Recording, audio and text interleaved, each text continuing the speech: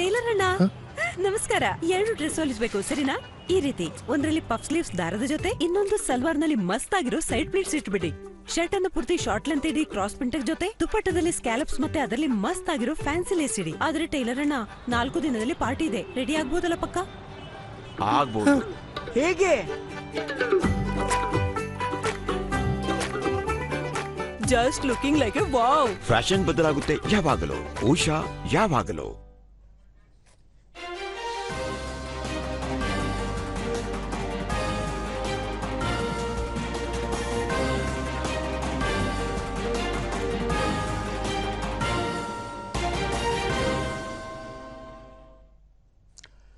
ನಮಸ್ಕಾರ. ಮುಖ್ಯಾಂಶಗಳು. ಪಾಕಿಸ್ತಾನದ ಡ್ರೋನ್ ದಾಳಿಗೆ ಭಾರತ ಪ್ರತ್ಯುತ್ತರ, ನೆರೆ ರಾಷ್ಟ್ರದ ಜೆಟ್ ವಿಮಾನ ಹೊಡೆದುರುಳಿಸಿದ ಸೇನಾಪಡೆ. ದಾಳಿ ಕುರಿತು ವಿವಿಧ ರಾಷ್ಟ್ರಗಳ ಮುಖಂಡರೊಂದಿಗೆ ಚರ್ಚೆ, ಜಾಗತಿಕ ಸಹಕಾರಕ್ಕೆ ಸಚಿವ ಡಾಕ್ಟರ್ ಎಸ್ ಜೈಶಂಕರ್ ಮೆಚ್ಚುಗೆ. ಭಯೋತ್ಪಾದಕ ನೆಲೆಗಳ ಮೇಲೆ ದಾಳಿ ಹಿನ್ನೆಲೆ ಪ್ರಧಾನಿ ನರೇಂದ್ರ ಮೋದಿ ಕಾರ್ಯಕ್ಕೆ ಮಾಜಿ ಪ್ರಧಾನಿ ಎಚ್.ಡಿ. ದೇವೇಗೌಡ ಶ್ಲಾಘನೆ.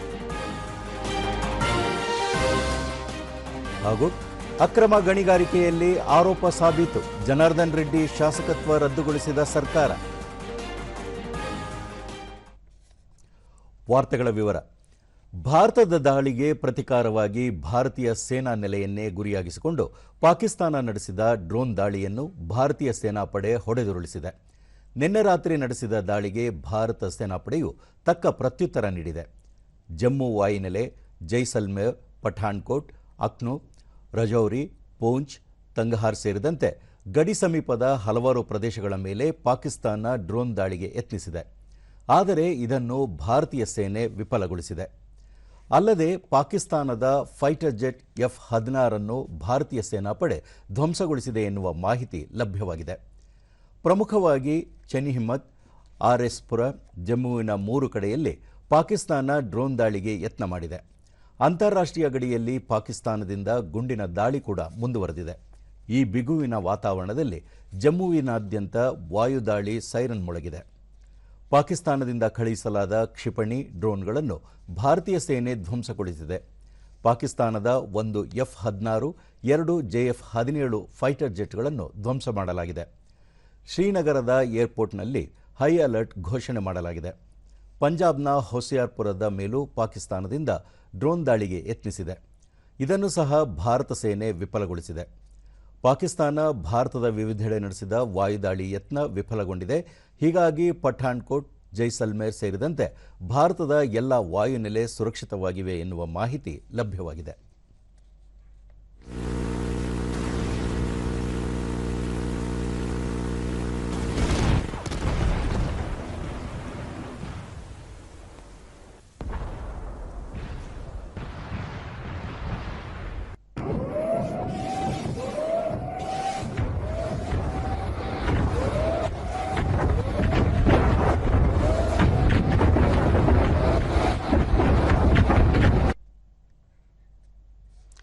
ರಾಷ್ಟ್ರೀಯ ಭದ್ರತೆಗೆ ಸಂಬಂಧಿಸಿದಂತೆ ಪ್ರಧಾನಿ ನರೇಂದ್ರ ಮೋದಿ ಅಧ್ಯಕ್ಷತೆಯಲ್ಲಿ ಕೇಂದ್ರ ಸರ್ಕಾರದ ಎಲ್ಲ ಇಲಾಖೆಗಳ ಅಂತರ್ ಸಚಿವಾಲಯದ ಉನ್ನತ ಪ್ರಗತಿ ಪರಿಶೀಲನಾ ಸಭೆ ದೆಹಲಿಯಲ್ಲಿ ನಿನ್ನೆ ನಡೆಯಿತು.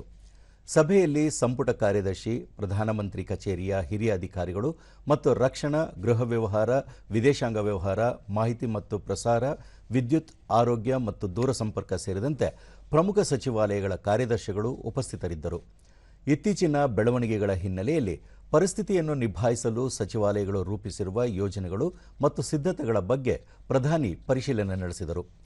ನಾಗರಿಕ ರಕ್ಷಣಾ ಕಾರ್ಯವಿಧಾನಗಳನ್ನು ಬಲಪಡಿಸುವುದು, ತಪ್ಪು ಮಾಹಿತಿ, ವದಂತಿಗಳನ್ನು ಎದುರಿಸುವುದು, ನಿರ್ಣಾಯಕ ಮೂಲಸೌಕರ್ಯಗಳ ಸುರಕ್ಷತೆಯನ್ನು ಖಚಿತಪಡಿಸುವುದು ಸೇರಿದಂತೆ ಹಲವು ವಿಷಯಗಳ ಕುರಿತು ಚರ್ಚಿಸಲಾಯಿತು. ದೇಶವು ಸೂಕ್ಷ್ಮ ದಿನಗಳನ್ನು ಎದುರಿಸುತ್ತಿರುವ ಹಿನ್ನೆಲೆಯಲ್ಲಿ ನಿರಂತರ ಜಾಗರೂಕತೆ ಮತ್ತು ಅಂತರ್ ಸಚಿವಾಲಯಗಳ ನಡುವೆ ನಿಖರ ಸಂವಹನಕ್ಕೆ ಪ್ರಧಾನಿ ಅಧಿಕಾರಿಗಳಿಗೆ ನಿರ್ದೇಶನ ನೀಡಿದರು. ಇದೇ ವೇಳೆ ರಾಷ್ಟ್ರೀಯ ಭದ್ರತೆ ಕಾರ್ಯಾಚರಣೆಯ ಸನ್ನದ್ಧತೆ ಮತ್ತು ನಾಗರಿಕ ಸುರಕ್ಷತೆಗೆ ಸರ್ಕಾರ ಬದ್ಧವಾಗಿರುವುದಾಗಿ ತಿಳಿಸಿದರು. ವಿದೇಶಾಂಗ ಸಚಿವ ಡಾಕ್ಟರ್ ಎಸ್ ಜೈಶಂಕರ್ ಅವರು ವಿವಿಧ ದೇಶಗಳ ಮುಖಂಡರೊಂದಿಗೆ ದೂರವಾಣಿ ಮೂಲಕ ಚರ್ಚೆ ನಡೆಸಿ ಪಾಕಿಸ್ತಾನ ಭಾರತ ನಡುವಿನ ದಾಳಿಗಳ ಕುರಿತು ಚರ್ಚೆ ನಡೆಸಿದರು. ಅಮೆರಿಕದ ವಿದೇಶಾಂಗ ಕಾರ್ಯದರ್ಶಿ ಮಾರ್ಕೊ ರುಬಿಯೋ ಅವರೊಂದಿಗೆ ಮಾತನಾಡಿ ಗಡಿಯಾಚೆಗಿನ ಭಯೋತ್ಪಾದನೆಗೆ ಭಾರತದ ಕಾರ್ಯಾಚರಣೆ ಕುರಿತು ಮಾತುಕತೆ ನಡೆಸಿದರು. ಉಭಯ ದೇಶಗಳ ನಡುವೆ ಉಲ್ಬಣಗೊಳ್ಳುವ ಯಾವುದೇ ಪ್ರಯತ್ನಗಳನ್ನು ಭಾರತ ದೃಢವಾಗಿ ಎದುರಿಸುತ್ತದೆ. ಭಯೋತ್ಪಾದನೆಯ ವಿರುದ್ಧದ ಹೋರಾಟದಲ್ಲಿ ಭಾರತದೊಂದಿಗೆ ಕೆಲಸ ಮಾಡುವ ಅಮೆರಿಕದ ಬದ್ಧತೆಯನ್ನು ಪ್ರಶಂಸನೀಯ ಎಂದರು. ಇಟಲಿಯ ಉಪ ಪ್ರಧಾನಮಂತ್ರಿ ಮತ್ತು ವಿದೇಶಾಂಗ ಸಚಿವ ಆಂಟೋನಿಯೋ ತಜಾನಿ ಅವರೊಂದಿಗೆ ಚರ್ಚೆ ನಡೆಸಿ ಭಯೋತ್ಪಾದನೆಯನ್ನು ದೃಢವಾಗಿ ಎದುರಿಸಲು ಭಾರತದ ಗುರಿಯ ಬಗ್ಗೆ ಸಮಾಲೋಚನೆ ನಡೆಸಿದರು. ಇದೇ ವೇಳೆ ಯುರೋಪಿಯನ್ ಒಕ್ಕೂಟದ ವಿದೇಶಾಂಗ ವ್ಯವಹಾರ ಮತ್ತು ಭದ್ರತಾ ನೀತಿಯ ಉನ್ನತ ಪ್ರತಿನಿಧಿ ಕಾಜಾ ಕಲ್ಲಾಸ್ ಅವರೊಂದಿಗೂ ಸಹ ಉಭಯ ದೇಶಗಳ ನಡುವಿನ ಬೆಳವಣಿಗೆಗಳ ಬಗ್ಗೆ ಚರ್ಚಿಸಿದರು. ಪಾಕಿಸ್ತಾನದ ಗಡಿಯಲ್ಲಿ ಅನಗತ್ಯವಾಗಿ ಶಸ್ತ್ರಾಸ್ತ್ರ ಹಾಗೂ ಸೇನಾ ಜಮಾವಣೆಗೊಳ್ಳುತ್ತಿದ್ದು, ಗುಂಡಿನ ದಾಳಿ ಮತ್ತು ಭಾರತೀಯ ನೆಲೆಗಳ ಮೇಲೆ ಡ್ರೋನ್ ದಾಳಿ ಯತ್ನಗಳಾಗಿವೆ ಎಂದು ರಕ್ಷಣಾ ಸಚಿವಾಲಯ ತಿಳಿಸಿದೆ. ಪಾಕಿಸ್ತಾನದ ಕಡೆಯಿಂದ ಭಾರತದ ಉತ್ತರ ಮತ್ತು ಪಶ್ಚಿಮ ಭಾಗದ ಅವಂತಿಪುರ, ಶ್ರೀನಗರ, ಜಮ್ಮು, ಪಠಾನ್ಕೋಟ್, ಅಮೃತ್ಸರ, ಕಪೂರ್ತಲಾ, ಜಲಂಧರ್, ಲೂಧಿಯಾನ, ಆದಂಪುರ, ಭಟಿಂಡಾ, ಚಂಡೀಗಢ, ನಲ್, ಫಲೋಡಿ, ಉತ್ತರಲೆ ಮತ್ತು ಭುಜ್ ಸೇರಿದಂತೆ ಹಲವು ಕಡೆಗಳಲ್ಲಿ ದಾಳಿ ಯತ್ನಗಳಾಗಿವೆ. ಭಾರತೀಯ ಸೇನೆ ಇದಕ್ಕೆ ಸೂಕ್ತ ಪ್ರತಿಕ್ರಿಯೆ ನೀಡಿದೆ. ಪಾಕಿಸ್ತಾನವು ಭಾರತದ ಹಲವಾರು ಮಿಲಿಟರಿ ಗುರಿಗಳ ಮೇಲೆ ಡ್ರೋನ್ ಮತ್ತು ಕ್ಷಿಪಣಿಗಳನ್ನು ಬಳಸಿ ದಾಳಿ ಮಾಡಲು ಪ್ರಯತ್ನಿಸಿದೆ. ಇವುಗಳನ್ನು ಇಂಟಿಗ್ರೇಟೆಡ್ ಕೌಂಟರ್, UAS ಗ್ರಿಡ್ ಮತ್ತು ವಾಯು ರಕ್ಷಣಾ ವ್ಯವಸ್ಥೆಗಳನ್ನು ಬಳಸಿ ತಟಸ್ಥಗೊಳಿಸಲಾಗಿದೆ ಎಂದು ರಕ್ಷಣಾ ಸಚಿವಾಲಯ ತಿಳಿಸಿದೆ. ಆಪರೇಷನ್ ಸಿಂಧೂರ ಕಾರ್ಯಾಚರಣೆ ಕುರಿತು ವಿವರಣೆ ನೀಡುವ ವೇಳೆ ಭಾರತ ಪಾಕಿಸ್ತಾನದ ಸೇನಾ ನೆಲೆಗಳನ್ನು ಗುರಿಯಾಗಿಸಿಕೊಂಡಿಲ್ಲ ಎಂದು ನಿರ್ದಿಷ್ಟವಾಗಿ ತಿಳಿಸಿದೆ. ಆದಾಗ್ಯೂ ಪಾಕಿಸ್ತಾನ ಭಾರತದ ಸೇನಾ ವಲಯಗಳನ್ನು ಗುರಿಯಾಗಿಸಿಕೊಂಡು ದಾಳಿಗೆ ಯತ್ನಿಸಿದರೆ ತಕ್ಕ ಪ್ರತ್ಯುತ್ತರ ನೀಡುವುದಾಗಿ ಪುನರುಚ್ಚರಿಸಲಾಗಿದೆ. ಗಡಿ ಭಾಗದ ಹಲವು ಪ್ರದೇಶಗಳಲ್ಲಿ ಪಾಕಿಸ್ತಾನದ ದಾಳಿಯನ್ನು ಸಾಬೀತುಪಡಿಸುವ ಸಾಕ್ಷ್ಯಗಳು ಲಭ್ಯವಾಗಿವೆ. ದಾಳಿಗೆ ಪ್ರತಿಯಾಗಿ ಇಂದು ಬೆಳಗ್ಗೆ ಭಾರತೀಯ ಸಶಸ್ತ್ರ ಪಡೆಗಳು ಪಾಕಿಸ್ತಾನದ ಹಲವಾರು ಸ್ಥಳಗಳಲ್ಲಿ ವಾಯು ರಕ್ಷಣಾ ರಡಾರ್ಗಳು ಮತ್ತು ವ್ಯವಸ್ಥೆಗಳನ್ನು ಗುರಿಯಾಗಿಸಿಕೊಂಡು ದಾಳಿ ನಡೆಸಿವೆ. ಇದರಲ್ಲಿ ಲಾಹೋರ್ನಲ್ಲಿರುವ ವಾಯು ರಕ್ಷಣಾ ವ್ಯವಸ್ಥೆಯನ್ನು ತಟಸ್ಥಗೊಳಿಸಲಾಗಿದೆ ಎಂದು ವಿಶ್ವಾಸಾರ್ಹ ಮೂಲಗಳಿಂದ ತಿಳಿದುಬಂದಿದೆ. ಜಮ್ಮು ಮತ್ತು ಕಾಶ್ಮೀರದ ಕುಪ್ವಾರ, ಬಾರಾಮುಲ್ಲಾ, ಉರಿ, ಪೂಂಚ್, ಮೇಂಧರ್ ಮತ್ತು ರಾಜೌರಿ ವಲಯಗಳಲ್ಲಿನ ಪ್ರದೇಶಗಳಲ್ಲಿ ಪಾಕಿಸ್ತಾನವು ನಿಯಂತ್ರಣ ರೇಖೆಯಾದ್ಯಂತ ಮಾರ್ಟರ್ಗಳು ಮತ್ತು ಭಾರೀ ಕ್ಯಾಲಿಬರ್ ಫಿರಂಗಿಗಳನ್ನು ಬಳಸಿಕೊಂಡು ಗುಂಡಿನ ದಾಳಿಯ ತೀವ್ರತೆಯನ್ನು ಹೆಚ್ಚಿಸಿದೆ. ಪಾಕಿಸ್ತಾನದ ಗುಂಡಿನ ದಾಳಿಯಿಂದಾಗಿ 3 ಮಹಿಳೆಯರು ಮತ್ತು 5 ಮಕ್ಕಳು ಸೇರಿದಂತೆ 16 ಮಂದಿ ಸಾವನ್ನಪ್ಪಿದ್ದಾರೆ ಎಂದು ರಕ್ಷಣಾ ಇಲಾಖೆ ತಿಳಿಸಿದೆ.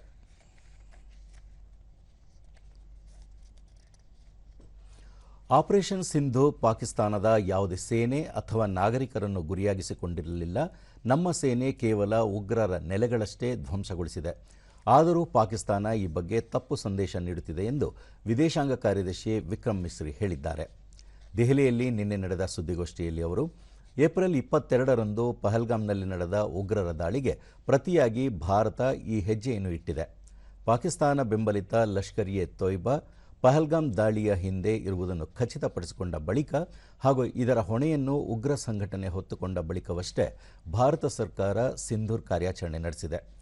ಭಯೋತ್ಪಾದಕ ಕೃತ್ಯಕ್ಕೂ ತಮಗೂ ಸಂಬಂಧವಿಲ್ಲ ಎಂದು ಪಾಕಿಸ್ತಾನ ಹೊಣೆಯಿಂದ ನುಣುಚಿಕೊಳ್ಳಲು ಯತ್ನಿಸುತ್ತಿದೆ ಎಂದು ಹೇಳಿದರು.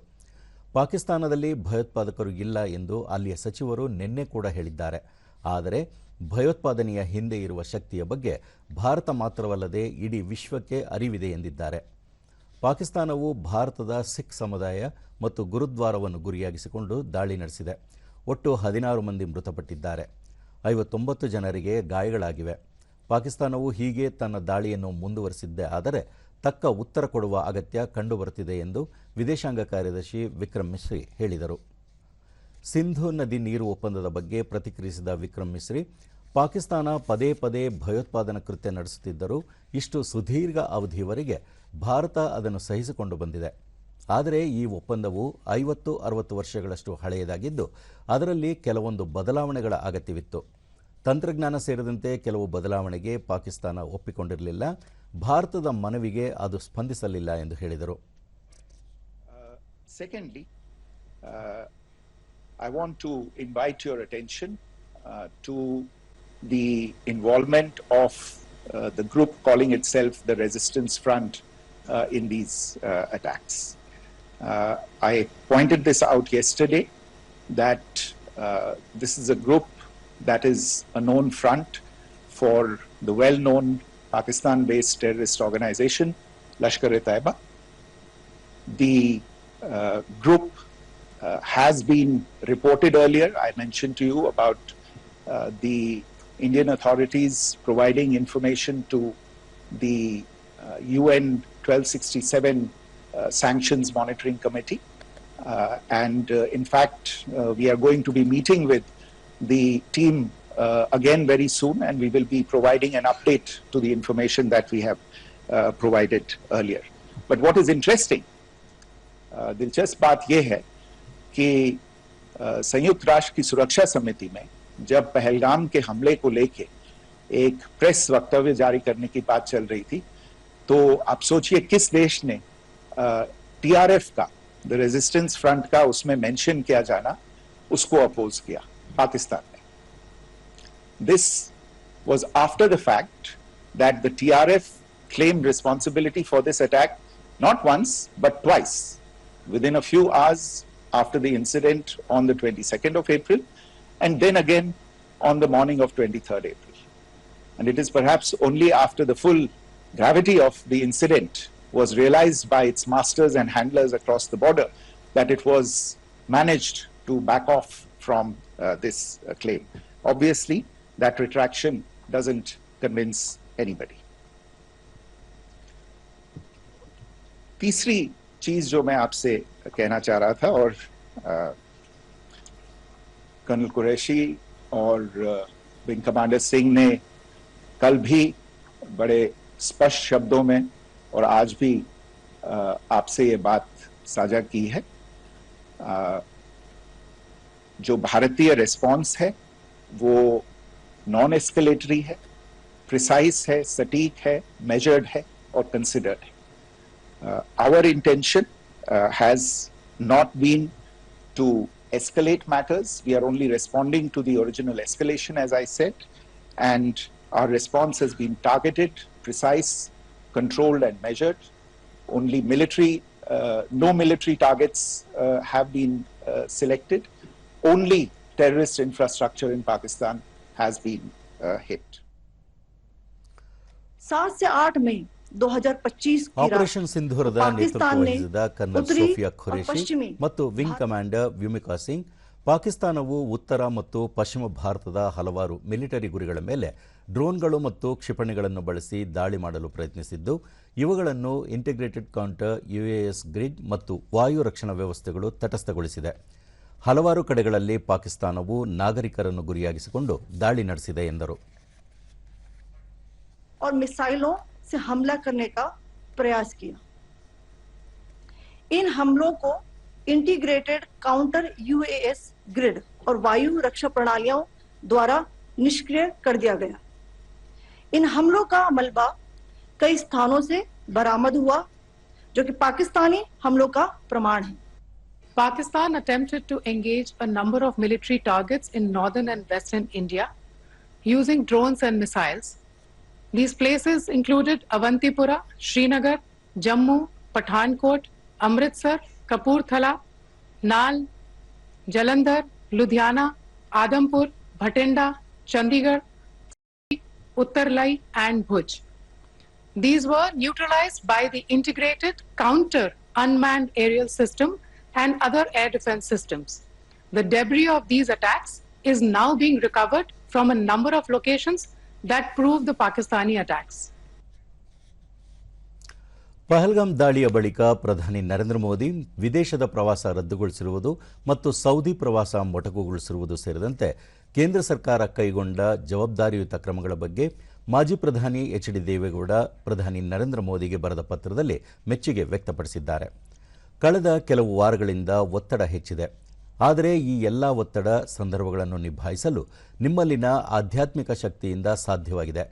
ಉನ್ನತ ಜವಾಬ್ದಾರಿಯನ್ನು ಹೊಂದಿರುವಾಗ ಎಲ್ಲದರಿಂದ ದೂರವಿದ್ದು ಸಮಚಿತ್ತತೆ ಕಾಯ್ದುಕೊಳ್ಳುವುದು ಸುಲಭದ ಮಾತಲ್ಲ. ಅದು ಆಧ್ಯಾತ್ಮದಿಂದಷ್ಟೇ ಸಾಧ್ಯ.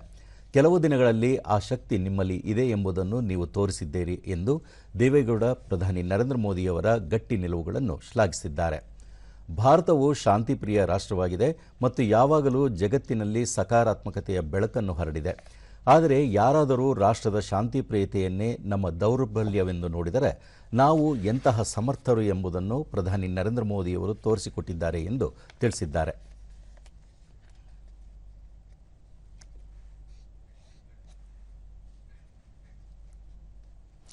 ಈಗ ಜಾಹೀರಾತು, ನಂತರ ವಾರ್ತಾ ಪ್ರಸಾರ ಮುಂದುವರಿಯುವುದು.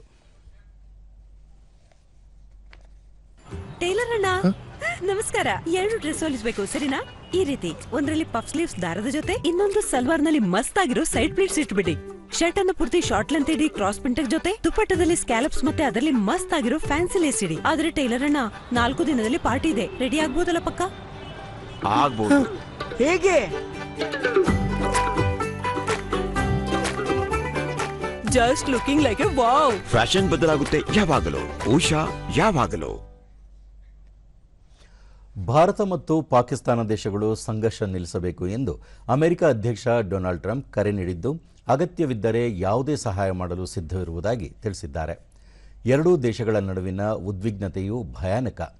ಎರಡೂ ಕಡೆಯವರ ಪರ ಇರುವುದು ನನ್ನ ನಿಲುವಾಗಿದೆ. ಸಂಘರ್ಷ ನಿಲ್ಲಲಿದೆ ಎಂಬ ಭರವಸೆ ಇದೆ. ಎರಡೂ ದೇಶಗಳೊಂದಿಗೆ ಉತ್ತಮ ಹೊಂದಾಣಿಕೆ ಬಯಸುತ್ತೇವೆ ಎಂದಿದ್ದಾರೆ. ಭಾರತ ಮತ್ತು ಪಾಕಿಸ್ತಾನ ದೀರ್ಘಕಾಲದಿಂದ ಸಂಘರ್ಷ ನಡೆಸುತ್ತಿರುವುದು ಎಲ್ಲರಿಗೂ ತಿಳಿದ ವಿಚಾರ. ಅಲ್ಲದೆ ಇದು ಬೇಗ ಕೊನೆಗೊಳ್ಳಲಿದೆ ಎಂಬುದಾಗಿ ಭಾವಿಸುತ್ತೇನೆ ಎಂದು ಹೇಳಿದರು. Hopefully they can stop now. They've gone tit for tat, so hopefully they can stop now. But I know both. We get along with both the countries very well. Good relationships with both. ತನ್ನನ್ನು ತಾನು ರಕ್ಷಿಸಿಕೊಳ್ಳಲು ಮತ್ತು ಪಾಕಿಸ್ತಾನದಲ್ಲಿರುವ ಭಯೋತ್ಪಾದಕ ಮೂಲಸೌಕರ್ಯವನ್ನು ಧ್ವಂಸ ಮಾಡಲು ಅಗತ್ಯ ಕ್ರಮಗಳನ್ನು ತೆಗೆದುಕೊಳ್ಳುವ ಹಕ್ಕನ್ನು ಭಾರತ ಹೊಂದಿದೆ ಎಂದು ಇಂಗ್ಲೆಂಡ್ನ ಕನ್ಸರ್ವೇಟಿವ್ ಪಕ್ಷದ ಸಂಸದೆ ಪ್ರೀತಿ ಪಟೇಲ್ ತಿಳಿಸಿದ್ದಾರೆ. ಹೌಸ್ ಆಫ್ ಕಾಮನ್ಸ್ನಲ್ಲಿ ಪಹಲ್ಗಾಮ್ ಭಯೋತ್ಪಾದಕ ದಾಳಿಗೆ ಪ್ರತಿಕ್ರಿಯೆ ನೀಡಿದ ಅವರು, ಪಾಕಿಸ್ತಾನ ಮತ್ತು ಪಾಕಿಸ್ತಾನ ಆಕ್ರಮಿತ ಕಾಶ್ಮೀರದಲ್ಲಿನ ಭಯೋತ್ಪಾದಕ ಸ್ಥಳಗಳ ಮೇಲೆ ಭಾರತ ನಡೆಸಿದ ದಾಳಿಗೆ ಬೆಂಬಲ ವ್ಯಕ್ತಪಡಿಸಿದರು. ಭಯೋತ್ಪಾದನೆಯ ಜಾಗತಿಕ ಬೆದರಿಕೆಗಳನ್ನು ನಿಭಾಯಿಸುವಲ್ಲಿ ಮಿತ್ರ ರಾಷ್ಟ್ರಗಳು ಸಹಕರಿಸುವಂತೆ ಒತ್ತಾಯಿಸಿದರು. As I said, we are playing our role by trying to ensure that tensions do not escalate. The British government does have a role to play and needs to leverage its influence to help ease tensions. So can the Minister inform the House what are the direct discussions that are taking place between India and Pakistan governments since those attacks 2 weeks ago? Was the UK informed in advance of the actions being undertaken, and does the Minister have a plan to support easing these tensions? The Minister is referring to the Foreign Secretary's calls with counterparts and engagement. Bharat ಸೇನಾ ಕಾರ್ಯಾಚರಣೆ ನಡೆಸುತ್ತಿರುವುದರಿಂದ ಪಾಕಿಸ್ತಾನದಲ್ಲಿರುವ America ಪ್ರಜೆಗಳು ಸುರಕ್ಷಿತ ಸ್ಥಳದಲ್ಲಿ ನೆಲೆ ಕಂಡುಕೊಳ್ಳುವಂತೆ ಸಲಹೆ ನೀಡಲಾಗಿದೆ. ಅಮೆರಿಕದ ರಾಯಭಾರ ಕಚೇರಿ ಈ ಬಗ್ಗೆ ಎಚ್ಚರಿಕೆಯ ತುರ್ತು ಸಂದೇಶ ನೀಡಿದ್ದು, ಭಾರತ ಮತ್ತು ಪಾಕಿಸ್ತಾನದ ನಡುವೆ ಪರಿಸ್ಥಿತಿ ಉಲ್ಬಣಿಸುತ್ತಿದೆ. ಅಮೆರಿಕ ಬೆಳವಣಿಗೆಗಳ ಮೇಲೆ ತೀವ್ರ ನಿಗಾ ಇಟ್ಟಿದೆ. ಇಸ್ಲಾಮಾಬಾದ್ನ ರಾಯಭಾರ ಕಚೇರಿ, ಕರಾಚಿ, ಲಾಹೋರ್, ಪೇಶಾವರದಲ್ಲಿರುವ ಕಾನ್ಸುಲೇಟ್ ಕಚೇರಿಗಳು ನಿಯಮಿತ ವ್ಯವಹಾರಗಳನ್ನು ಮುಂದುವರಿಸಲಿವೆ. ಅಮೆರಿಕದ ಪ್ರಜೆಗಳು ಭಯೋತ್ಪಾದನೆ ಮತ್ತು ಸಶಸ್ತ್ರ ಸಂಘರ್ಷದ ಸಾಧ್ಯತೆ ಇರುವ ಪ್ರದೇಶಗಳಿಗೆ ಪ್ರಯಾಣ ಮಾಡಬಾರದು. ಸಂಘರ್ಷಮಯ ವಾತಾವರಣದಿಂದ ಸುರಕ್ಷಿತ ಸ್ಥಳಕ್ಕೆ ಸ್ಥಳಾಂತರಗೊಳ್ಳಬೇಕು. ಅದು ಸಾಧ್ಯವಾಗದಿದ್ದರೆ ಇರುವೆಡೆಯೇ ಸುರಕ್ಷಿತ ವಾತಾವರಣದಲ್ಲಿ ಆಶ್ರಯ ಪಡೆಯಬೇಕೆಂದು ಸಲಹೆ ನೀಡಿದೆ. ಪಾಕಿಸ್ತಾನದ ಒಳಗೆ ಬರುವ ಮತ್ತು ಹೊರ ಹೋಗುವ ವಿಮಾನಗಳ ಲಭ್ಯತೆ ಅಸ್ಥಿರವಾಗಿದೆ. ಕೆಲವು ವಿಮಾನಗಳು ರಾತ್ರಿ ಇಡೀ ಕಾರ್ಯನಿರ್ವಹಿಸುವುದಾಗಿ ವರದಿಯಾಗಿದೆ. ಕರಾಚಿ, ಲಾಹೋರ್, ಸಿಯಾಲ್ಕೋಟ್ನಲ್ಲಿ ವಿಮಾನ ಕಾರ್ಯಾಚರಣೆ ತಾತ್ಕಾಲಿಕವಾಗಿ ಸ್ಥಗಿತಗೊಂಡಿರುವುದರಿಂದ ಅಮೆರಿಕ ನಾಗರಿಕರು ಲಭ್ಯವಿರುವ ವಿಮಾನಗಳಲ್ಲಿ ಪ್ರಯಾಣಿಸುವಂತೆ ಸೂಚನೆ ನೀಡಲಾಗಿದೆ. ಭದ್ರತೆಯ ದೃಷ್ಟಿಯಿಂದ ಪಾಕಿಸ್ತಾನದ ಮೂಲದ OTT ವೇದಿಕೆಯಿಂದ ಯಾವುದೇ ವಿಷಯಗಳನ್ನು ಭಾರತದ ಮಾಧ್ಯಮಗಳು, ಸಾಮಾಜಿಕ ಜಾಲತಾಣಗಳು ಹಾಗೂ OTT ವೇದಿಕೆಗಳು ಬಳಸಿಕೊಳ್ಳುವುದನ್ನು ಕೇಂದ್ರ ಸರ್ಕಾರ ನಿರ್ಬಂಧಿಸಿದೆ. ಕೇಂದ್ರ ವಾರ್ತಾ ಮತ್ತು ಪ್ರಸಾರ ಸಚಿವಾಲಯ ಬಿಡುಗಡೆ ಮಾಡಿರುವ ಸಲಹಾ ಪಟ್ಟಿಯಲ್ಲಿ ಕೆಲವು ನಿರ್ದಿಷ್ಟ ಸಲಹೆಗಳನ್ನು ಪ್ರಸ್ತಾಪಿಸಲಾಗಿದೆ. ಭಾರತದ ಸಾರ್ವಭೌಮತ್ವ, ಸಮಗ್ರತೆ, ರಕ್ಷಣೆ, ಏಕತೆ, ಭದ್ರತೆಯ ದೃಷ್ಟಿಯಿಂದ ಹಾಗೂ ಭಾರತದ ಸ್ನೇಹಪರ ರಾಷ್ಟ್ರಗಳ ಹಿತದೃಷ್ಟಿಯಿಂದ ಪಾಕಿಸ್ತಾನದ OTTಯ ಮೇಲೆ ನಿರ್ಬಂಧ ವಿಧಿಸಲಾಗಿದೆ. ಪಾಕಿಸ್ತಾನಕ್ಕೆ ಸೇರಿದ OTTಗಳಲ್ಲಿ ಲಭ್ಯವಿರುವ ವೆಬ್ ಸೀರೀಸ್, ಚಲನಚಿತ್ರಗಳು, ಹಾಡುಗಳು ಸೇರಿದಂತೆ ಇತರ ಅಂಶಗಳನ್ನು ಚಂದಾದಾರರ ಮಾದರಿಯಲ್ಲಿ ಹಾಗೂ ಇತರೆ ಯಾವುದೇ ರೂಪದಲ್ಲಿ ಭಾರತೀಯ ಮಾಧ್ಯಮಗಳು, ಸಾಮಾಜಿಕ ಜಾಲತಾಣಗಳು, ಮಧ್ಯವರ್ತಿಗಳು ಬಳಸಿಕೊಳ್ಳಬಾರದು ಎಂದು ಸೂಚಿಸಲಾಗಿದೆ.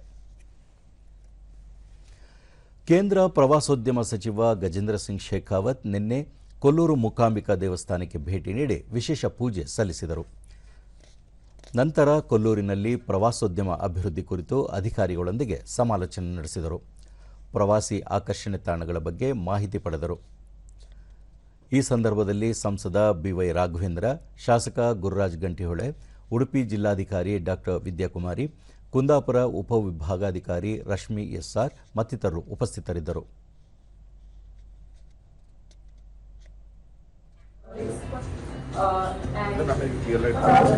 the Sarvaniga Ghat into a much more experience is enhanced by various and maintain visual and aesthetical declutteredness also.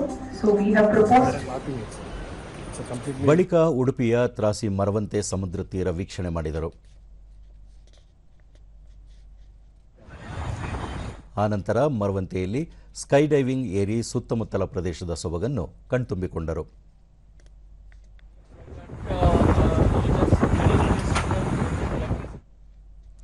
ಸುದ್ದಿಗಾರರೊಂದಿಗೆ ಗಜೇಂದ್ರ ಸಿಂಗ್ ಶೇಖಾವತ್, ಉಡುಪಿ ಜಿಲ್ಲೆ ಪ್ರವಾಸೋದ್ಯಮ ಅಭಿವೃದ್ಧಿಪಡಿಸಲು ಪೂರಕವಾಗಿದೆ. ಮರವಂತೆಯಲ್ಲಿ ಒಂದೆಡೆ ಸಮುದ್ರ, ಮತ್ತೊಂದೆಡೆ ನದಿ ಹಾಗೂ ಮಧ್ಯೆ ರಸ್ತೆ ಇದ್ದು ಇದೊಂದು ಅದ್ಭುತ ತಾಣವಾಗಿದೆ. ಇಲ್ಲಿನ ಸಮಗ್ರ ಅಭಿವೃದ್ಧಿಗೆ ರಾಜ್ಯ ಸರ್ಕಾರ ಯೋಜನೆ ಸಿದ್ಧಪಡಿಸಿ ನೀಡಿದ್ದಲ್ಲಿ ಅಗತ್ಯ ಕ್ರಮ ವಹಿಸುವುದಾಗಿ ತಿಳಿಸಿದರು. There, which can be developed, and now we'll be visiting to Mukambika temple and some other places. But I feel that this has more potential than what my friends they used to tell me when they used to meet.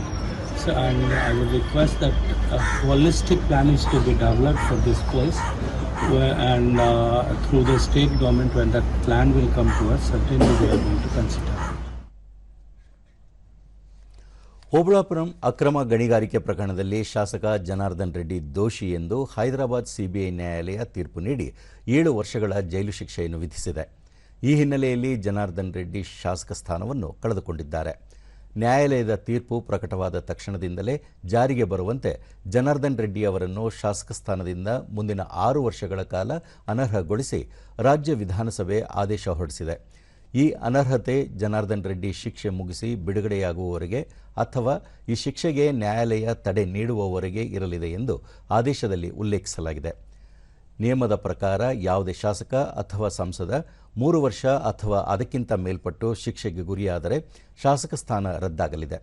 ಅದರಂತೆ ಈಗ ರೆಡ್ಡಿ ಶಾಸಕ ಸ್ಥಾನದಿಂದ ಅನರ್ಹಗೊಂಡಿದ್ದಾರೆ.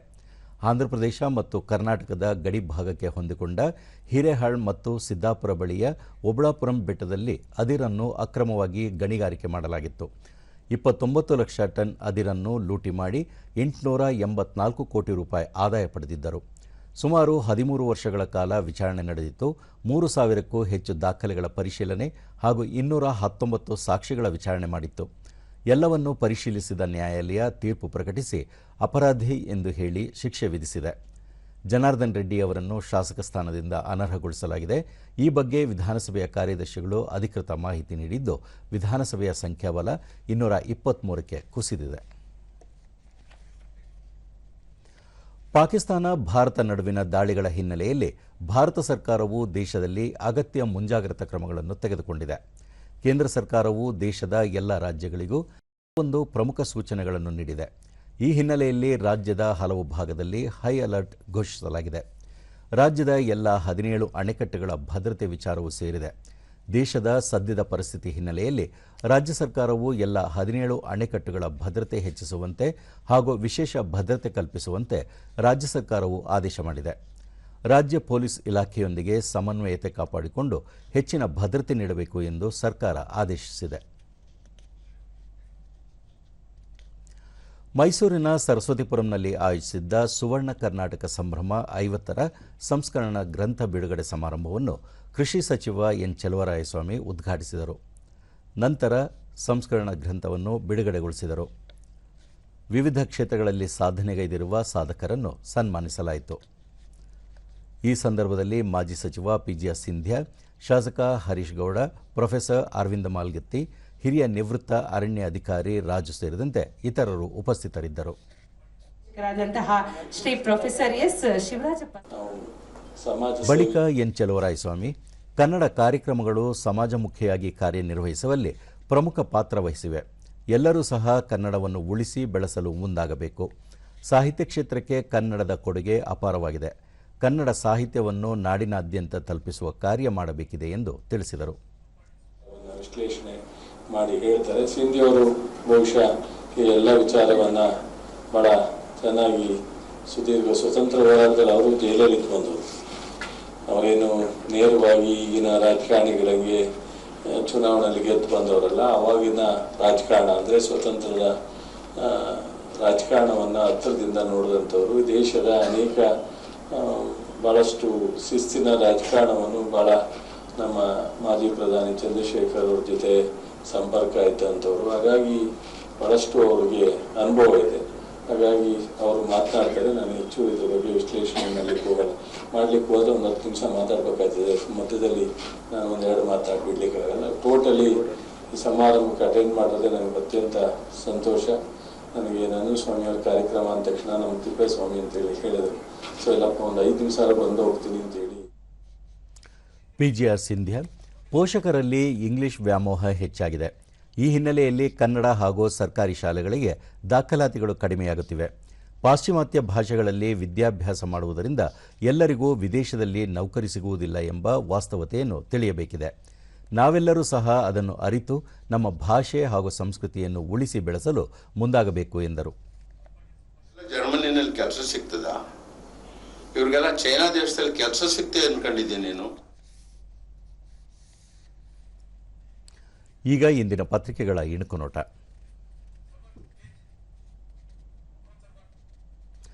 ಪಾಕ್ ದುಸ್ಸಾಹಸ, ಭಾರತ ಬೆಂಕಿ ಮಳೆ, ಜಮ್ಮು, ರಾಜಸ್ಥಾನ, ಗುಜರಾತ್ ಮೇಲೆ ದಾಳಿಗೆ ಪಾಕ್ ವಿಫಲ ಯತ್ನ, ಆಪರೇಷನ್ ಸಿಂಧೂರ 2.0. ಭಾರತದ ವಾಯುಸೀಮೆ ರಕ್ಷಣೆಗಿದೆ ಸುದರ್ಶನ ಚಕ್ರ, 600 ಕಿಲೋಮೀಟರ್ ದೂರದ ಗುರಿ ಪತ್ತೆ ಸಾಮರ್ಥ್ಯ, 400 ಕಿಲೋಮೀಟರ್ ನಷ್ಟು ದಾಳಿಯ ವ್ಯಾಪ್ತಿ, ಭಾರತದ ವಾಯು ರಕ್ಷಣಾ ವ್ಯವಸ್ಥೆಯಲ್ಲಿರುವ ನಿರ್ಣಾಯಕ ರಕ್ಷಕನಾದ S-400. 4 ಜಿಲ್ಲೆಯಲ್ಲಿ ಅಣುಕು ತಾಲೀಮು.